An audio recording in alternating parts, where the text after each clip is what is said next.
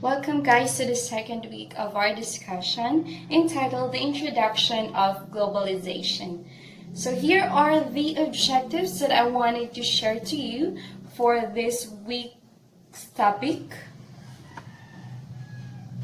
At the end of the chapter, the students will be able to write the definition of globalization, differentiate the competing conceptions of globalization, identify the underlying philosophies and theories of globalization, differentiate the interdisciplinary understanding of globalization, and lastly, understand neobolism and its characteristics. Hope that you got your PowerPoint presentation or your module already so that you can follow my discussion.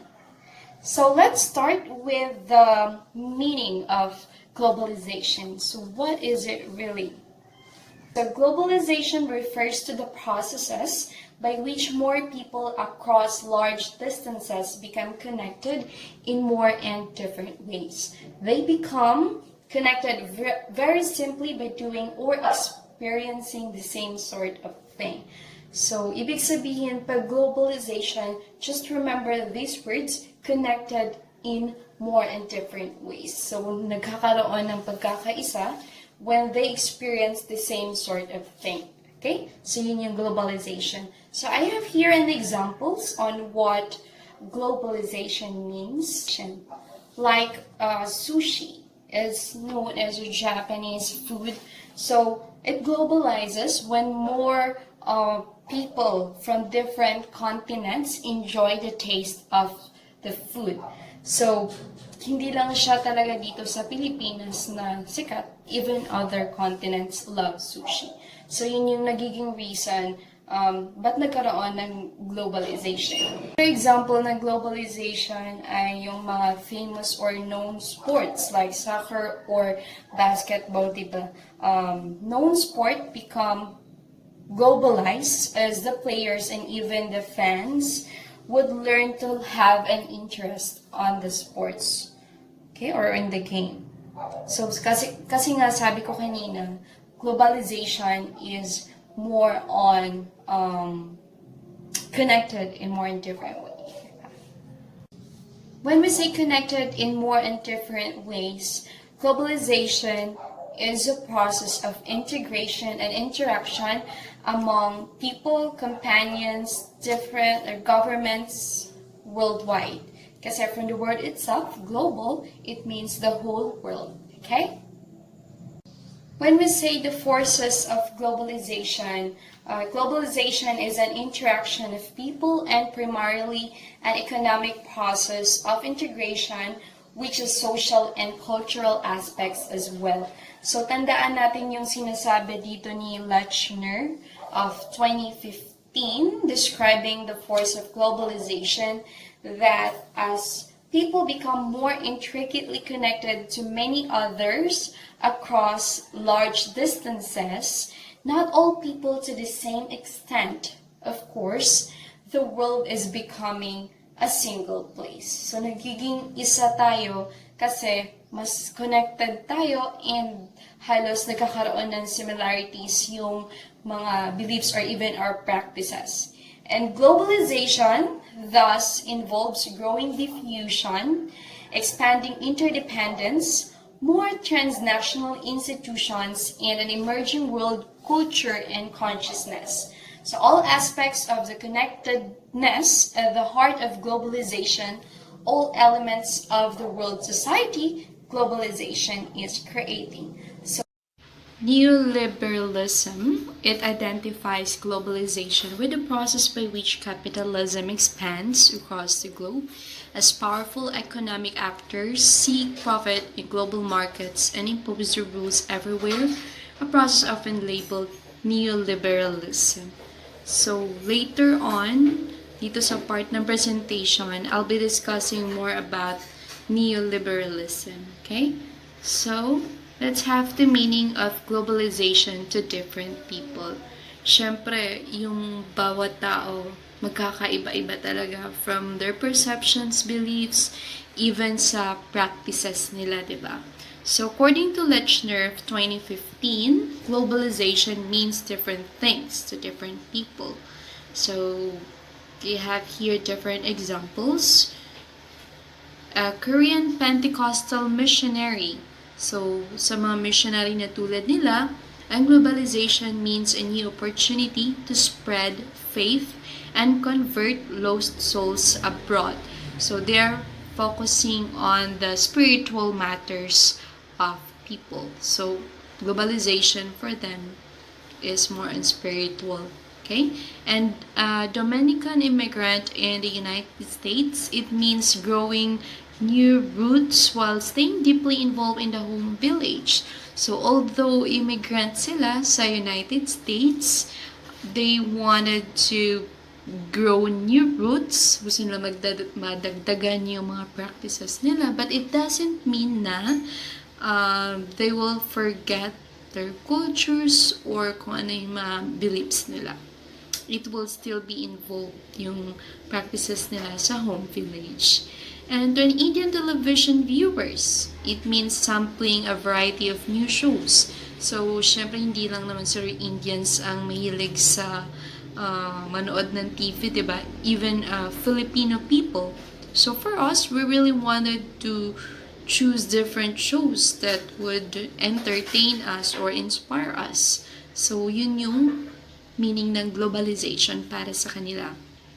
And to a Chinese apparel worker, it means a chance to escape rural poverty by cutting threads of designer jeans.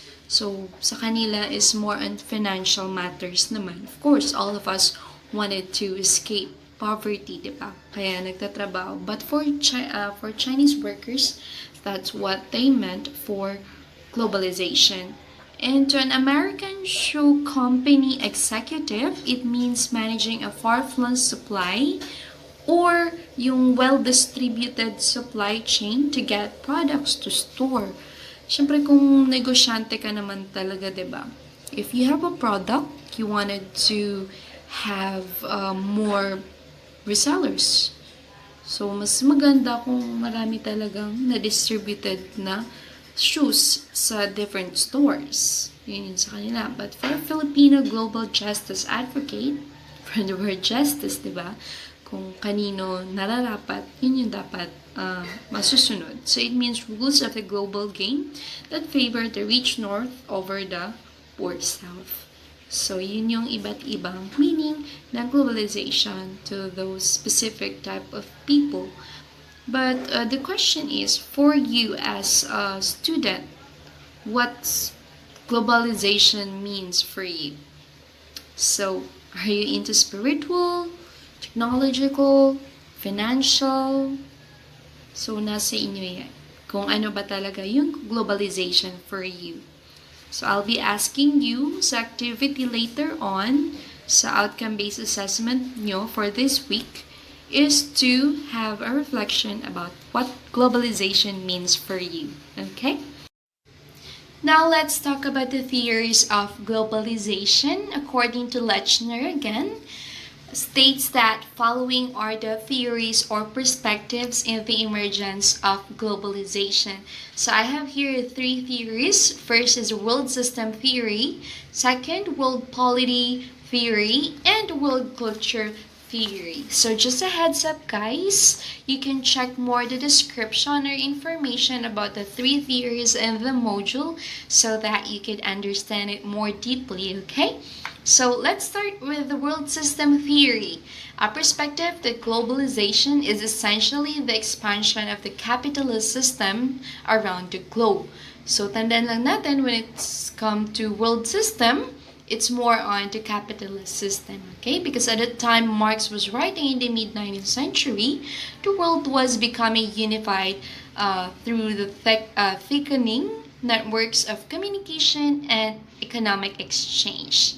Next is the world polity theory. In this theoretical perspective, state remains an important component of world society, but primarily attention goes to the global culture, organization, environment in which states are embedded.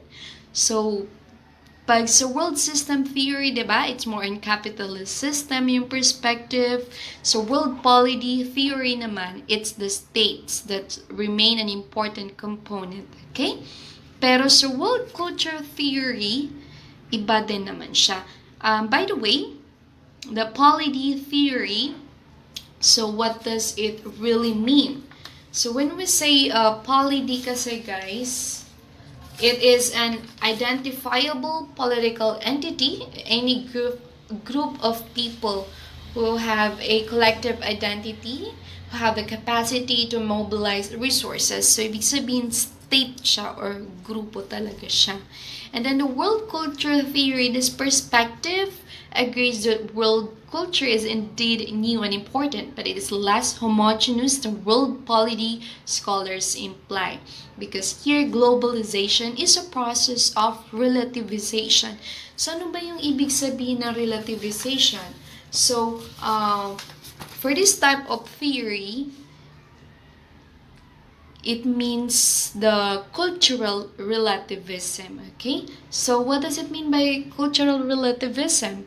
So, in this case, we're not judging a culture to our own standards of what is right or wrong, strange or normal, but instead, we try to understand cultural practices of others group in its own cultural context. So, hindi ibig sabihin nun na porket kakaiba sila, or iba yung ginagawa nila, ay hindi na sila part ng hindi na sila part ng 'di ba, ng system ng world, which is di natin sila basta-basta gina-judge. We just have to respect on who they are, and di dapat tayo nagbe-base sa standard natin kung anong dapat gawin ng ibang tao. Okay? So, for example, guys, dun sa isang lugar, they wanted to eat fried crickets or yung mga pritong kuliglig. So, for others, it's totally disgusting, di ba? Nakakasuka or nakakadiri.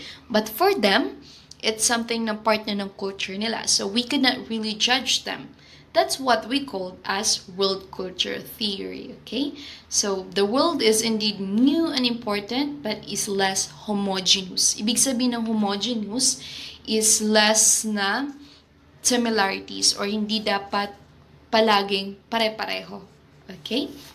Now I want to give you some trivia about the word polity, about its meaning and how are we going to pronounce it correctly.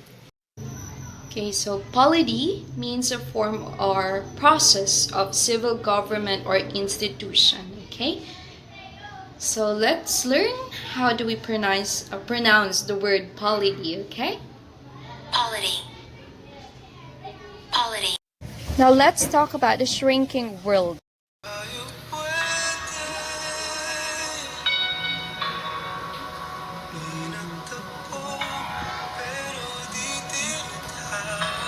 Okay, so far guys, that segment of KMJS is the best example that I could provide to you to explain what does it mean by shrinking world.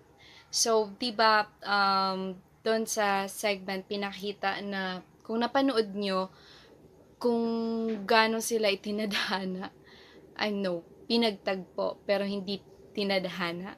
Kasi nga, diba, but they're actually destined together as a brother and sister. So, di ba, imagine mo yung lalaki, nagpipindot lang siya or nanghuhula lang siya ng number sa phone, and then dinala na pala siya dun sa nawawalan niyang kapatid. So, that's how powerful or impactful technology is for the world today. So, kaya nagiging lumiliit yung mundo in a way, not literally, in a way na nagkakaroon na ng connection ang bawat isa. So, that's what does it mean by shrinking world, okay? Does globalization make the world more homogeneous? So, what does it mean by homogeneous? It actually means same kind or pagkakapareha. So, may tendency kaya it will make the world more homogeneous, guys. So, if certain activities or institutions become global, they must displace existing locally variable activities and institutions. If there are more global linkages, global institutions and global values, presumably this means that more people will have more in common. Now let's talk about how globalization emerged. So many scholars point to 16th century Europe as the original source of globalization. So does globalization make the world more homogeneous? So if certain activities or institutions become global, they must displace existing locally variable activities and institutions. So there are more global linkages, global institutions, and global values. Presumably, this means that more people will have more in common. So dito yung sinasabi na when we say homogeneous kasi guys, ito yung same kind or pagkakapareha. So, malaki kaya yung chance na magkakapareha yung tao through globalization. So, based nga dun sa sinabi kanina na pag nagkaroon ng global activities, institutions, even global values, karoon ng standard, so yun talaga pwede talagang mangyari through globalization, the world become more homogeneous. Kasi nga, mas marami na silang in common. Kung ganyan yung ugali mo, yun yung paniniwala mo, or yun yung linkages na meron ka, mas magkaroon talaga ng mataas na interdependence or pagkakapareho. So, we agree that some things become more similar around the world as globalization proceeds. So, malaki din yung chance na pag nagkakapare-pareho na or the world became more homogeneous through globalization, there's only one World Trade Organization and it enforces one set of trade rules. There is only one kind of bureaucratic state that societies can legitimately adopt. Okay? Here are the three reasons why globalization will not make the world homogeneous, according to Lechner. So, he gave three rules here. First is general rules and models are interpreted in light of local circumstances. So, it means the yung regions respond to similar economic constraints in different ways. So, minsan, pwede dun sa isang barangay, pwede dun sa ibang city, but not most of the time na ganun din yung ibang city or barangay, 'di ba?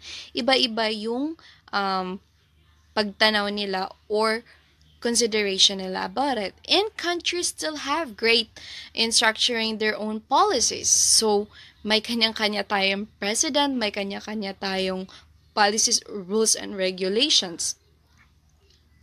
And then, the same television program means different things to audiences, diba?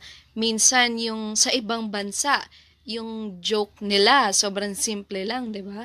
Pero they could laugh so much, laugh so hard. Pero pag tayo, joke na yun para sa'yo, diba? Kasi nagkakaiba-iba tayo ng perception.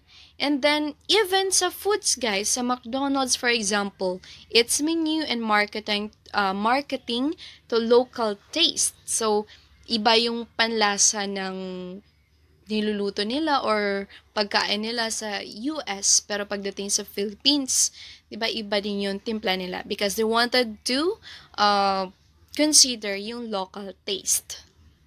And then the second one is growing similarity provokes reaction. So advocates for many cultures seek to protect their heritage or assert their identity. Witness the efforts of fundamentalists to reinstate what they consider orthodoxy, the action of indigenous peoples to claim the right to cultural survival. So minsan yung growing similarity provokes reaction. So hindi lastly is the cultural and political differences have themselves become globally valid. Now let's have the interdisciplinary understanding of globalization.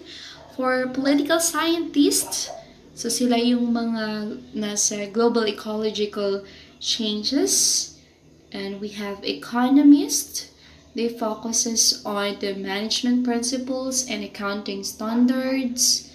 Sociologists, they are into expectations of the host of societies will provide amenities and experiences that reflect their own cultural norms. And then for the historians naman, they are too much entangled with world history, global history, and transnational history. So the same thing as what I provided earlier, or yung kay binigay kanina na examples about different meanings of globalizations.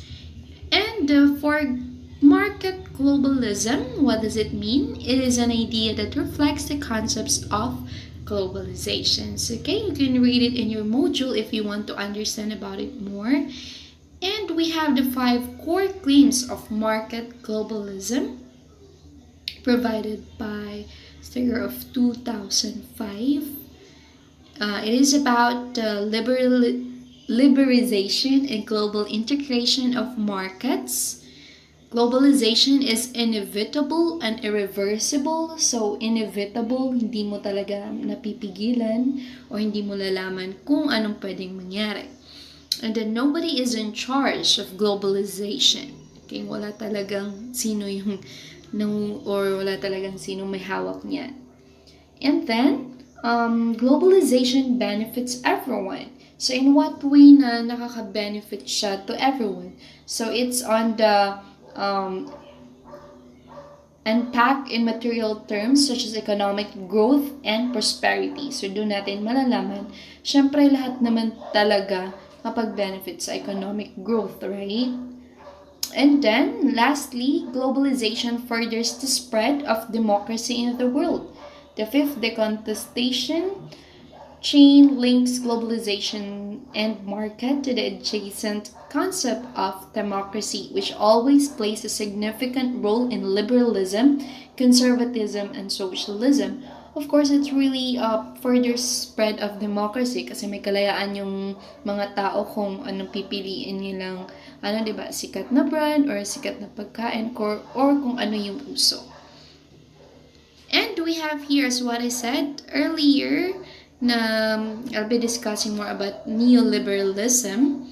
It is the first instance of theory of political economic practices that proposes that human well-being can best be advanced by liberating individual entrepreneurial freedoms and skills within an institutional framework characterized by strong private property rights, free markets, and free trade. So, yun yung natandaan ko if it's neoliberalism, it's more on free trade or free markets. So, privatization, it's a process of transferring an enterprise or industry from the public sector to the private sector. So, marami na yun sa Pilipinas na pagmamayari dati ng government, tapos binigay dun sa private sector like PAL or yung PLDT, Manila Water Company, yung mga Meralco. So, pag may-ari sila ng government before. And then, so here are the characteristics of neoliberalism. So, we have 8 characteristics. Government must limit subsidies, make a reform to tax law in order to expand tax base, reduce this deficit spending, limit protectionism, open markets, removal of fixed exchange rates, back to regulation, and privatization. Amazing! You really finished the video. Congratulations!